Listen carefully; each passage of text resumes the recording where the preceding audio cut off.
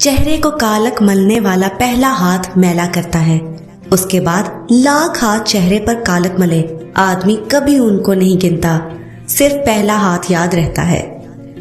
یہ مسلمانوں کا ملک ہے، یہاں لوگ قرآن پر مر مٹتے ہیں مگر قرآن کے مطابق جیتا کوئی نہیں۔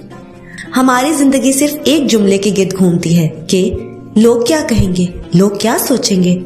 ہمیں اس بات کا کوئی خوف نہیں کہ اللہ کیا سوچے گا، اللہ کیا کہے گا ہمارے اعمال کے بارے میں۔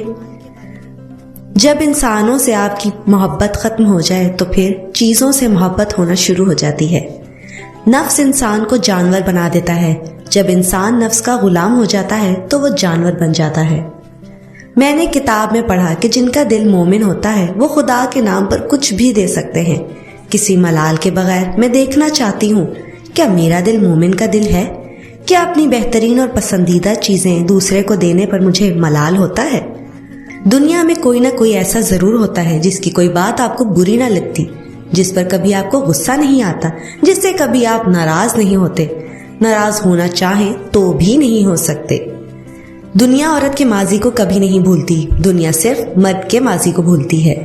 چیونٹی اگر کسی راستے سے گزر رہی ہو اور آپ اس کے سامنے انگلی رکھ دیں تو وہ آپ کی انگلی اٹھانے کا انتظار نہیں کرے گی، بلکہ اپنا راستہ بدل کر اپنی منزل کی طرف چل پڑے گی۔